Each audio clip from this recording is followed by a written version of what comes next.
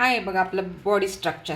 आता यामध्ये पहिलं दाखवलं मी तुम्हाला पूर्ण स्ट्रेट शोल्डर आहे हे दोन्ही पण बाजूनी. आणि आपल्याला माप कसं घ्यायचं असतं, 1 मिनिट.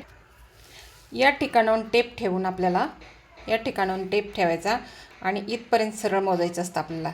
आणि यामध्ये आपल्याला ही रेष सरळ ओढायची असते. आणि यामध्ये किती डिफरन्स असतो, तो असतो आपला शोल्डरचा स्लोपिंग पॉईंट. म्हणजे 3 प्रकारची बॉडी असते. तर ही पहिली बॉडी झाली, ही दुसरी बॉडी झाली आपली. आता इथपासून ठेवल्यावर आपल्याला सरळ स्केलच्या साहाय्याने अशी सरळ स्ट्रेट लाईन मारायची. आणि मग हा जो भाग आहे तो असतो आपला शोल्डर डाऊनचा भाग. यामध्ये किंचित थोडंसं निघेल, म्हणजे किती 0.25 निघू शकतो या ठिकाणी. आणि या ठिकाणी आता एवढं निघालं, कधी कधी 1 इंच निघू शकतो, कधी कधी 1.25 इंच निघू शकतो, कधी कधी 1.50 इंच निघू शकतो, 75पर्यंत निघतो. आणि आता या ठिकाणी पहा, हा